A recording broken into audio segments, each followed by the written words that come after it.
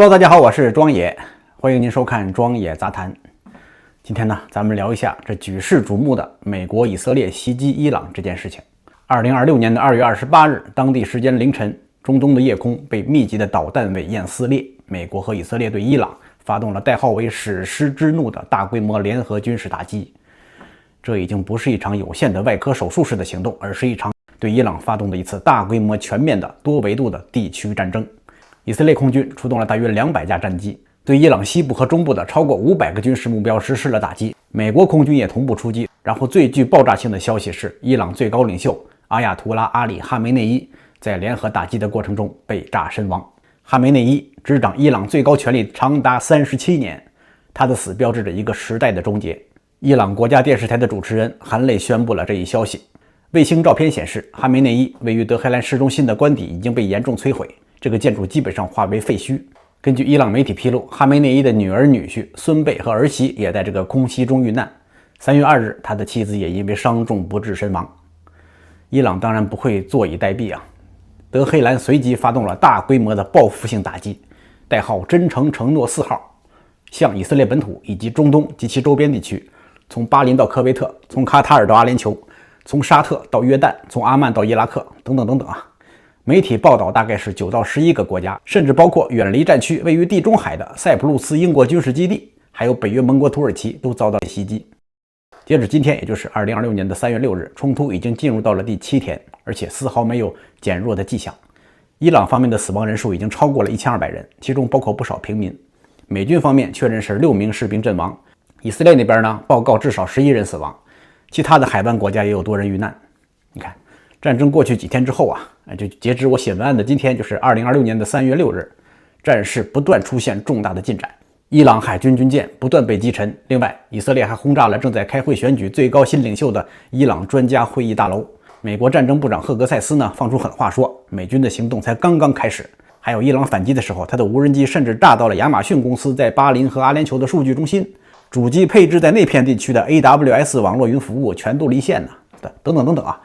这新闻大瓜每天都在发生，天天都有新消息，信息量太大，时间关系咱们也不可能一一列举啊。你看，短短的这么几天之内，这场战争已经从一场定点清除军事特种行动演变成了一场波及整个中东的全面冲突。这场战争不仅是中东地缘政治的一次大地震，更是一把直接插入全球经济心脏的利刃。那么问题来了，这场远在万里之外的战火跟咱们加拿大人到底有什么关系呢？答案是关系大了去了。而且这个关系是一把双刃剑，一边是烫手的黄金，另一面是割肉的钢刀。今天庄野为您做一期极深度的解析，给您掰开了揉碎了，从国际政治博弈到您家门口的加油站的价格，讲清楚这场中东战火对加拿大将会产生什么样的全方位的冲击。好，咱们就废话少说，直入主题。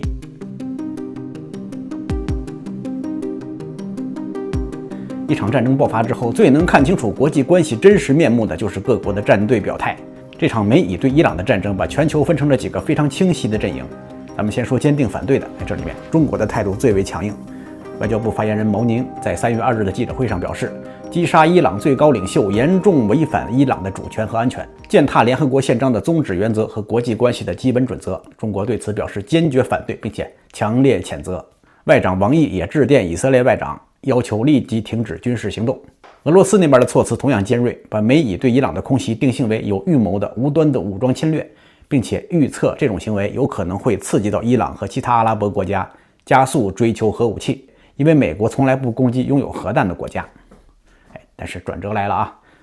虽说中俄都表态反对，但是这些反对目前只是停留在口头上，发个声明谴责一下，打个电话，然后就没有然后了。既没有军事支援，也没有武器供应，也没有制裁的威胁，因此说美国基本上也没有把中俄的表态当回事儿，这个也是没办法的。目前呢，俄罗斯是深陷乌克兰泥潭，根本无力在中东投射力量。中国虽然购买伊朗80%以上的石油出口，但是伊朗它不是中国的小弟，也不受中国的拿捏，再加上伊朗政府做生意的这个人品信誉不好啊，跟中国在很多贸易问题上摩擦不断，出尔反尔、撕毁合同、背后使坏的事儿也没少发生。而且目前伊朗作为一个穆斯林宗教神权国家，跟中国这种无神论国家的先天就不契合，之前虽然确实有合作，但那都是互相利用啊，只是为了利益。同时，在中国的眼中呢，一个弱化的伊朗对中国来说可能反而更容易控制。好，说完这些反对的声音，咱们再看一下哪些国家公开支持美国和以色列啊？这个名单不是很长，但是很显眼：加拿大、澳大利亚、乌克兰和阿尔巴尼亚。加拿大和澳大利亚发表了几乎一模一样的声明，都表示支持美国采取行动，以防止伊朗获得核武器。就是说，这是一种有条件、局限在一定范围内的支持。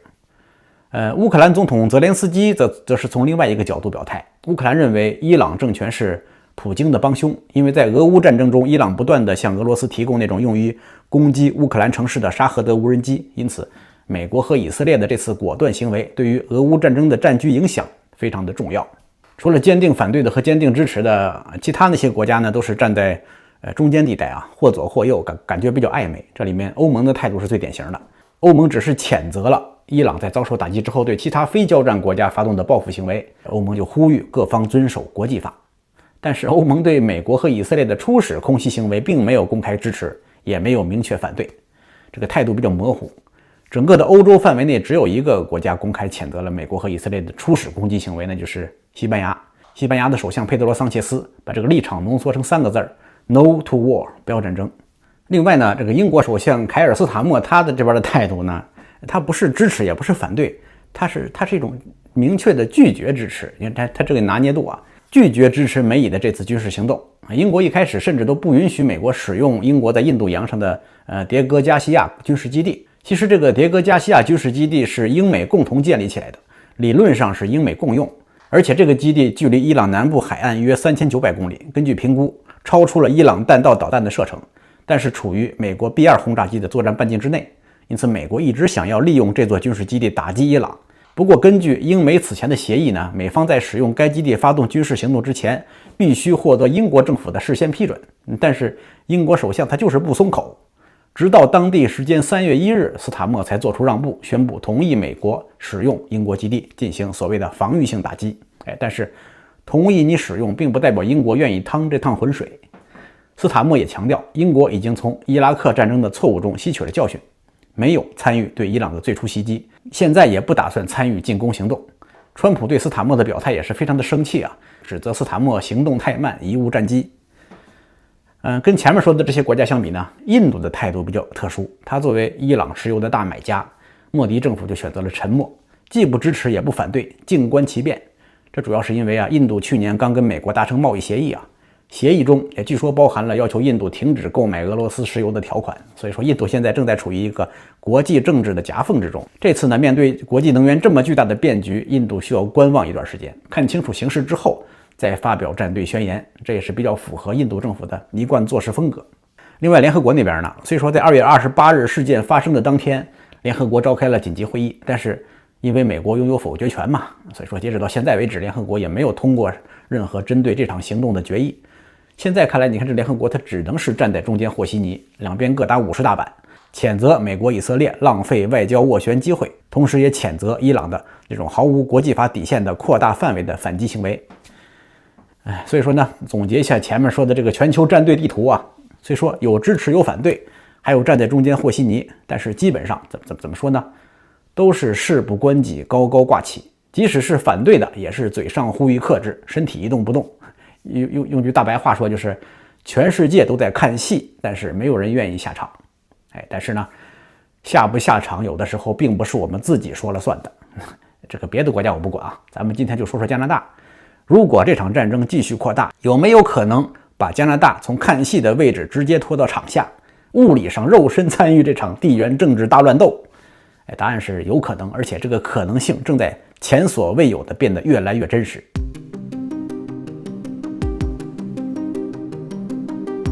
3月4日，这场战争出现了一个让人心惊肉跳的新转折。一枚从伊朗发射的弹道导弹穿过伊拉克和叙利亚的领空，飞向北约成员国土耳其。土耳其的国防部确认，这枚导弹被部署在东地中海的北约防空系统拦截并且摧毁，导弹残骸落在了土耳其南部地区，没有人员伤亡。但是这个地点非常敏感，距离导弹袭击处不远的地方就是英吉尔利克空军基地，这是一个由土耳其和美国联合使用的北约军事基地，据称里面还存放着美国的战术核武器。这也是战争爆发以来伊朗第一次对北约成员国的领空发射导弹。消息传出之后，全世界立刻屏住呼吸啊，因为所有人都在想着同一个问题：这会不会触发北约第5条那个集体防御条款？这到底是个什么东西呢？简单来说就是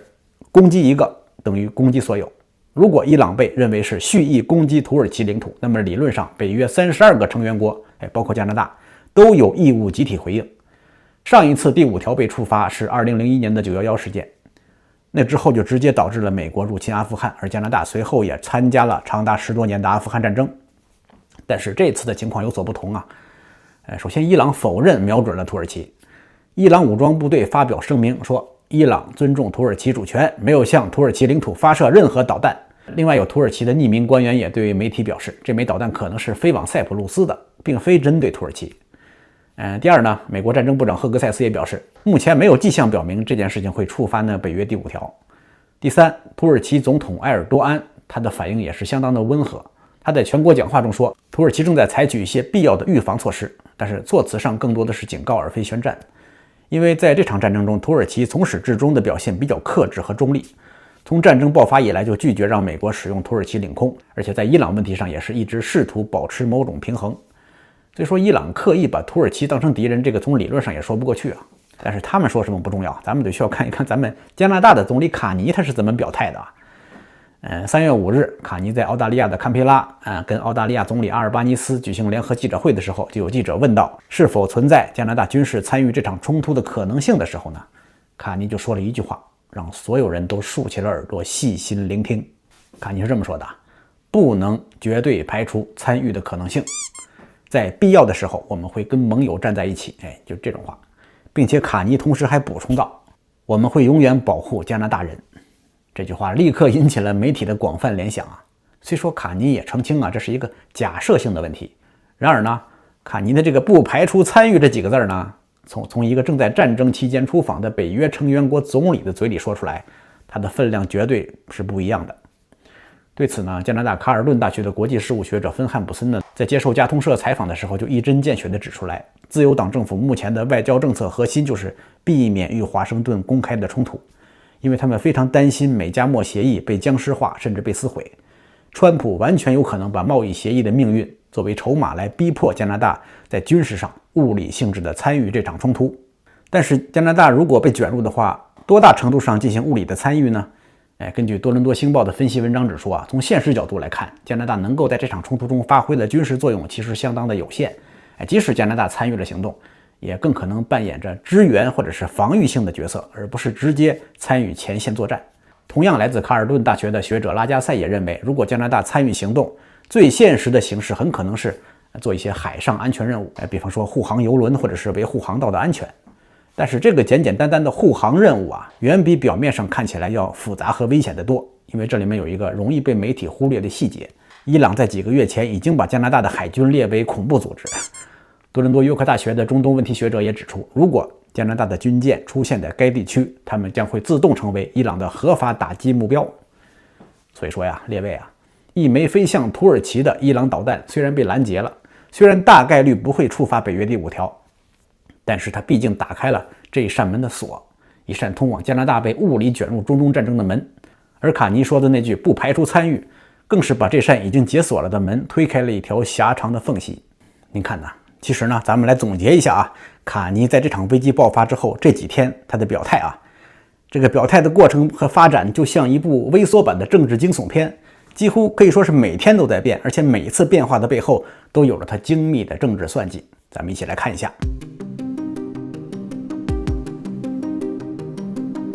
先看2月28日，美以联军空袭伊朗的时候，咱们的总理马克卡尼正在万里之外的印度孟买进行他的印太经贸之旅。空袭消息传来之后的几个小时之内，卡尼就在孟买发表了他的第一份正式声明。这份声明里面最关键的一句话是这么说的：加拿大支持美国采取行动，以防止伊朗获得核武器，并防止其政权进一步威胁国际和平与安全。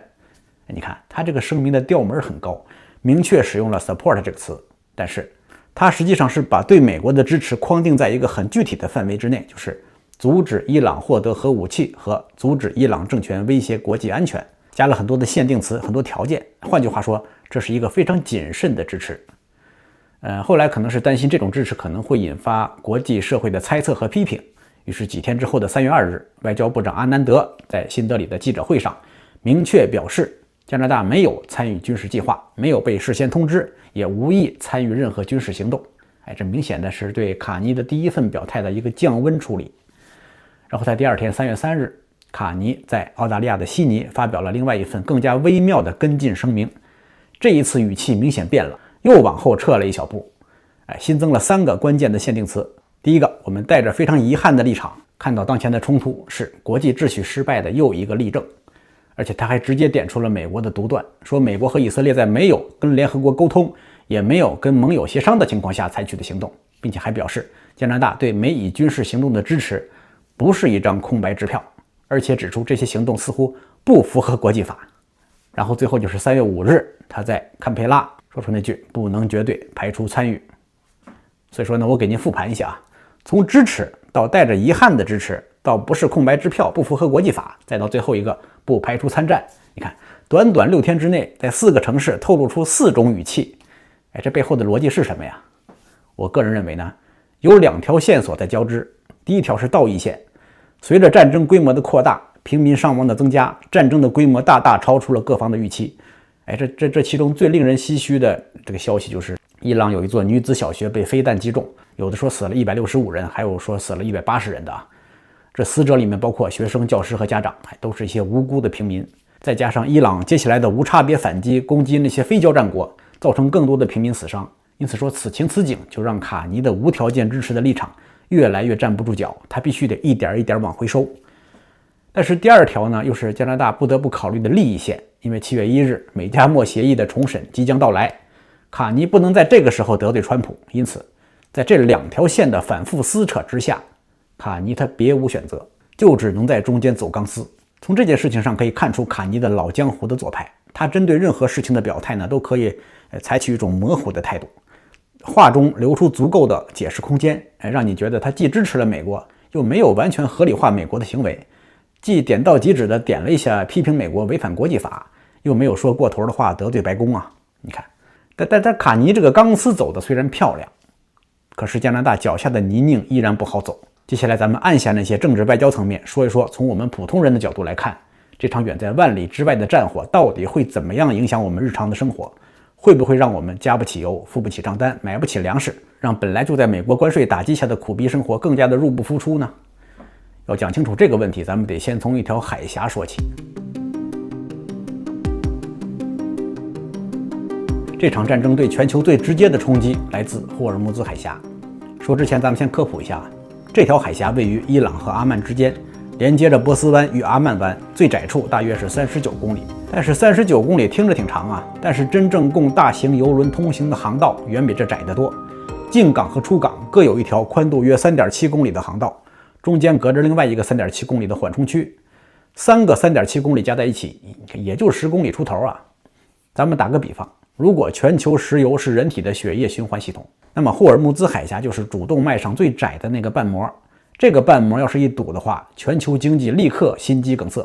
正常的时期呢，每天大约有2000万桶原油经过这里，占全球海运原油总量的大约 31%， 占全球石油消费量的 20%， 另外还有全球约1/5的液化天然气 LNG 也经过这里。结果这场战争一开打，这伊朗革命卫队立刻通过国际无线电向海峡内所有的船只发出警告，不允许任何船只通过。到3月2日起，正式宣布这条海峡已经被关闭。这一下子，这效果立竿见影。根据追踪机构 Vortexa 的数据，3月1日通过海峡的原油邮轮只有4艘，而且其中3艘挂的还是伊朗的国旗。而在此之前，每天平均大约过24艘船，现在呢就是断崖式的几乎全部停摆。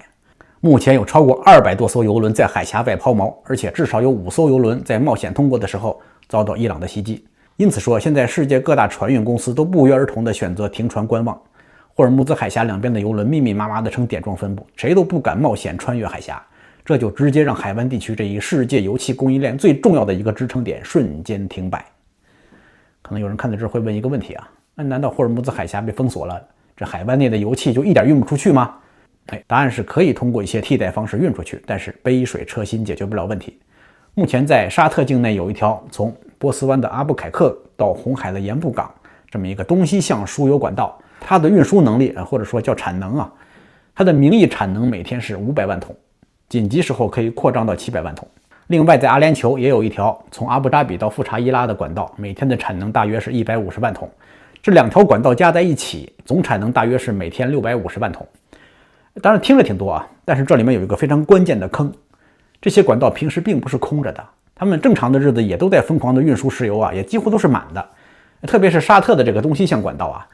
因为2024年和2025年这2年，为了应对那个肆虐红海的也门胡塞武装的威胁，沙特的这条管道已经在高负荷的运转了，已经被原油填满了，能够拿出来解救这些被堵在波斯湾内的船运的油气产能，这个空间到底能有多少呢？根据美国能源信息署 EIA 的估算，能紧急腾出来的闲置产能也只有每天260万桶。相比起咱们刚才说的那个霍尔木兹海峡正常时期的这个流量每天2000万桶，这260万桶也就只能替代13%呢，可以说是杯水车薪。那么受海峡封锁冲击最大的国家有哪些呢？这个您注意啊，不是欧美国家，而是亚洲。目前经过霍尔木兹海峡的原油有80%以上是运往亚洲的，其中中国、日本、韩国和印度这4个国家加在一起大概占了69%，也就是70%啊。可以想象霍尔木兹海峡的封锁对于亚洲的经济打击是最大的。但是有人可能说不用担心了，他们都有石油储备啊，但是这个储备到底能撑多久呢？根据泰国媒体3月4日汇总的数据，日本现有的石油储备大概能支撑254天，韩国是208天，中国大概是200天。因此从这个储备的数字来看呢，这3个国家短期来看问题不大。但是印度呢，它只能支撑大约74天，也就是2个月多一点。而且印度的战略储备中能够真正立刻调用的原油大概只够17到18天，还不到1个月。当然比起印度来说，东南亚的国家更惨，比方说泰国能撑61天，菲律宾只能撑60天。所以说这个海峡的封锁如果持续2-3个月以上，那么这些国家都完蛋。印度也是第一个面临真正能源危机的大国。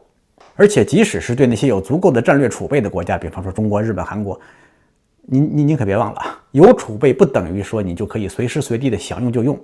您要知道，石油储备这个释放啊，是需要国际能源署 IEA 的成员国的联合协调，是需要提前计划的。而且这个储备一旦被大规模的释放，市场反而可能会更加的恐慌，因为这就等于告诉全世界情况已经非常严重，严重到需要动用最后的子弹的地步了。当然这里说一个题外话啊，我个人预计呢，中国在这次危机中所受到的冲击可能会小于预期。因为最近这几年呢，当伊朗被国际社会制裁的时候，它的原油出口大部分就是超过80%都是运往中国的，当然价格很便宜了啊。在这个背景下，你看这次封锁霍尔木兹海峡，只有2种运油船可以自由出入。第一个，伊朗自己的船，这个自不必说；另外一个就是运送伊朗原油的中国的船，这个肯定也不能封锁呀，封锁那个就相当于伊朗自己掐自己脖子一样啊。所以说前面这2种可以通行的船，它的目的地都是中国。同时中国在这次美国和以色列的行动中，至少在口头上表达了谴责，这在伊朗看来是一种善意的支持。但是话说回来啊，支持归支持，你要说中国完全不受影响，这个也不对。前面说了啊，目前只有运伊朗油的中国船只不受影响，但是你船上要是装的其他国家的石油，尤其是那种对中国最关键的是产自卡塔尔和阿联酋的液化天然气，目前也都被堵在里面出不来。所以说它这个供应链现在是断的。因此国际专家对此是这么判断的，中国受到的冲击很大，这个没错，但是灵活性也更高。不过总体来说，中国在这场封锁中还是拿到了一张特殊的通行证，但是这张通行证只能解决一部分问题，远远不能满足北京的需求。你看现在连北京自己都在急着跟伊朗谈判，敦促伊朗尽快的保持海峡通畅，这恰恰说明即使是跟伊朗关系最铁的中国呢，它也承受不起海峡长期关闭的代价。好，说完前面这个霍尔木兹海峡的背景，然后咱们再看一看现在这个国际油价到底涨成什么样了，又会怎么样冲击到咱们加拿大的加油站和超市的物价，这个都是跟咱们身边人的切身利益紧密相关的话题。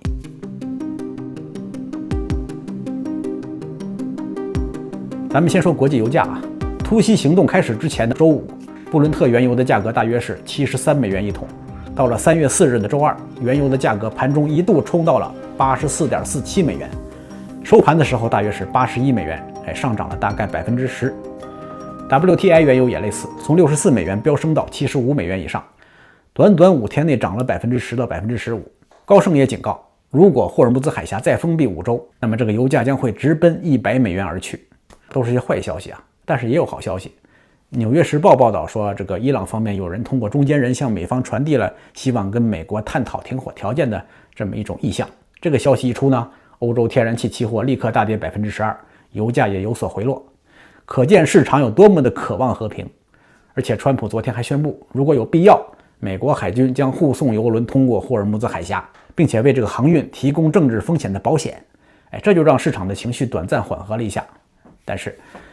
根据船运保险行业的专家介绍呢，在具体方案落地之前，大多数的船东仍然不敢冒险通过这么一条两边都是交战区、单条通行航道只有3.7公里的充满危险的窄窄的水道。虽说美军承诺要护航，船在哪儿呢？什么时候开始护航啊？再说了，护航能是免费的吗？这川普大嘴一张的不靠谱，他要多少钱你不得给多少钱吗？再说了，这还是能防得住的前提条件下，这万一防不住呢？万一人家伊朗出动密密麻麻的一大堆无人机，你美国的舰队浑身是铁，能粘几根钉啊？所以说这护航呢，现在只是一个治标不治本的办法。目前最切实有效的解决方案就是赶紧跟伊朗谈判，尽早的结束这场中东冲突，还世界一个太平。所以说呢，可以想象啊，未来几周的油价肯定还会持续上涨。这个对咱们加拿大的普通民众的生活有多大的影响呢？根据专家的分析和估算啊，这个咱们打个比方，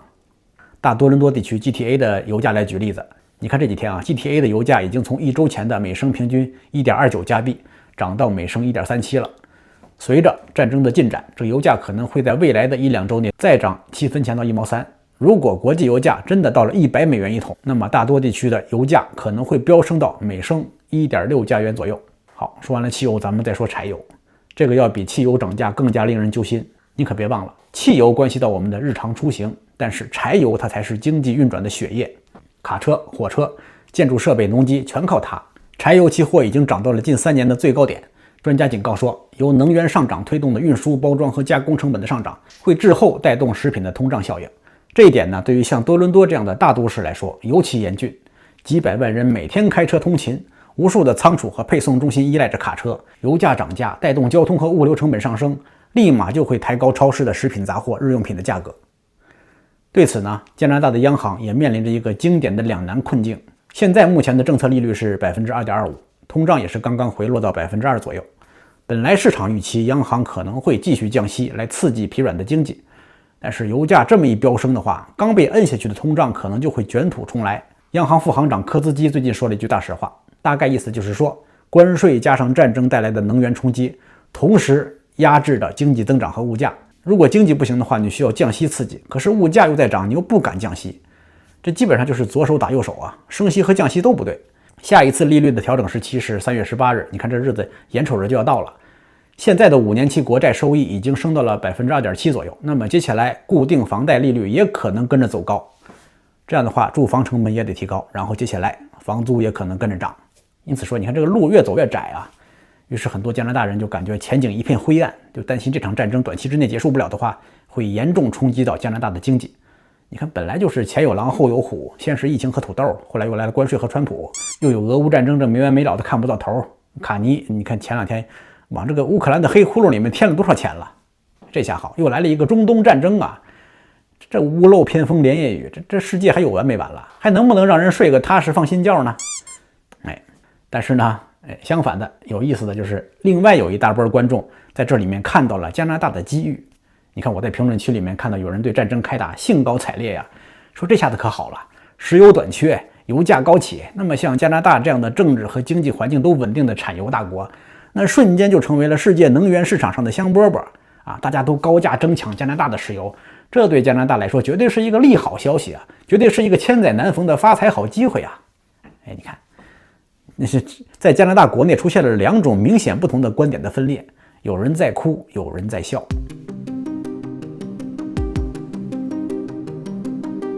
其实这场战争对于西部的阿尔伯塔省来说，这油价的飙升简直就是天上掉馅饼了。阿尔伯塔刚刚在2月26日公布了高达94亿加币赤字的一个预算案。当时他做预算的时候设定的是 WTI 全年的均价是$60.5，结果没过2天，美国和以色列就动手了。这下子可让阿尔伯塔开心坏了。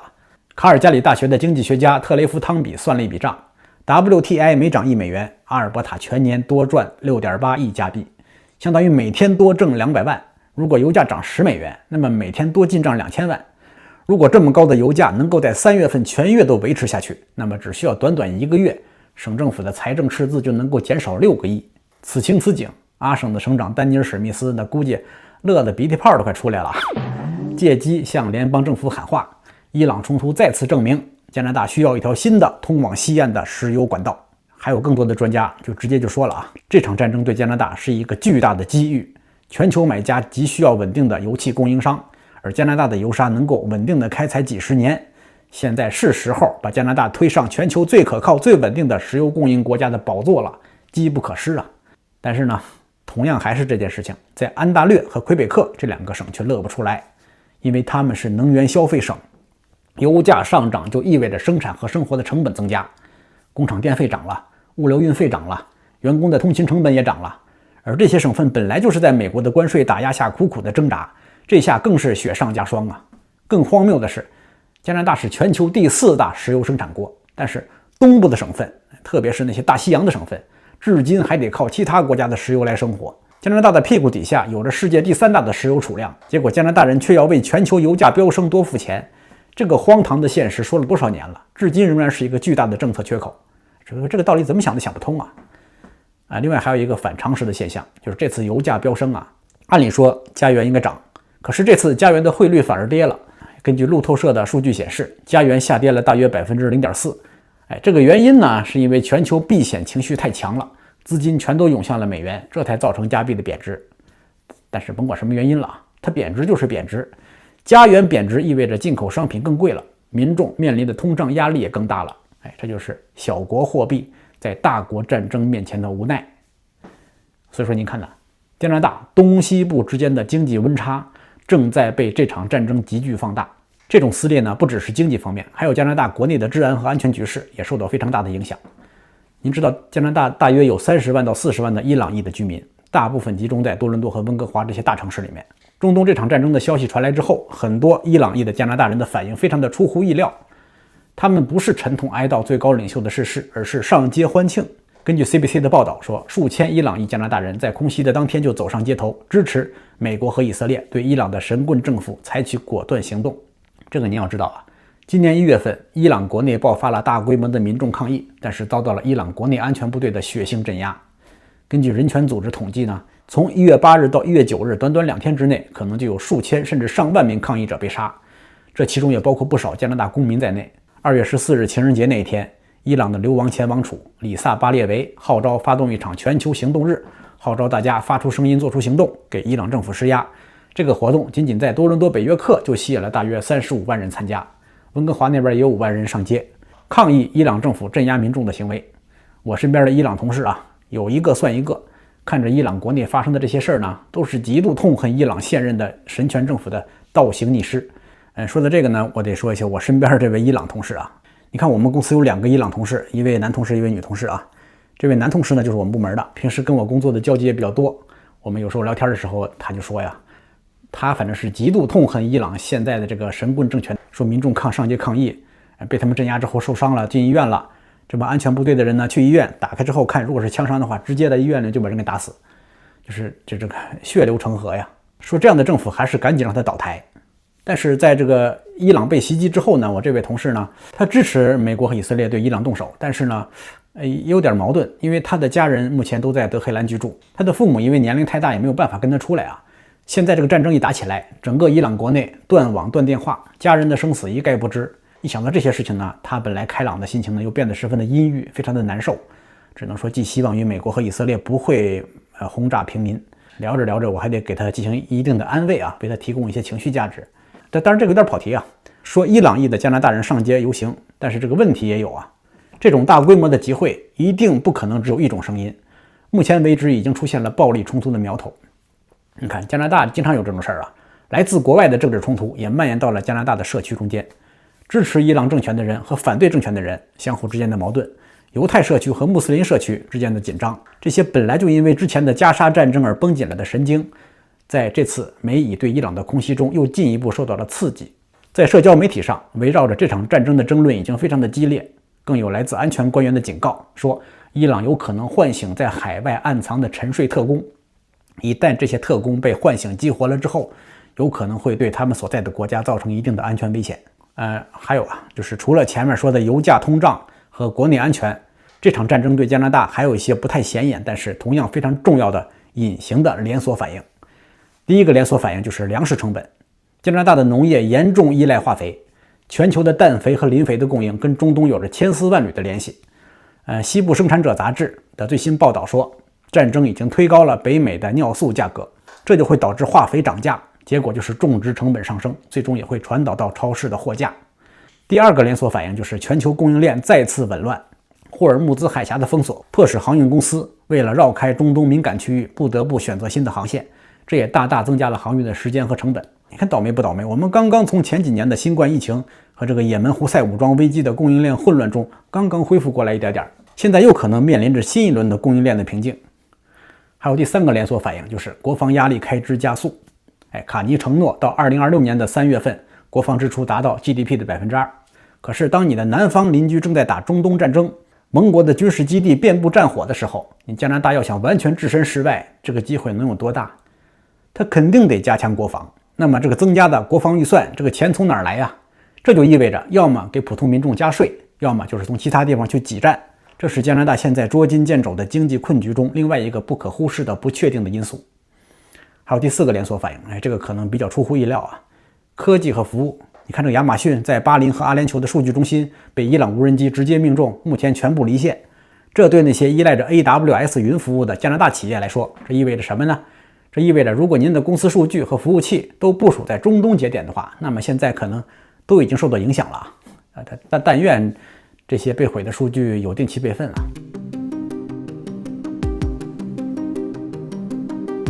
好，咱们最后总结一下，6天之内，这场战争已经从定点清除演变成了一场波及整个中东的全面冲突。它的涟漪跨越了大洋和大洲，一圈一圈荡到了每一位加拿大人的脚边。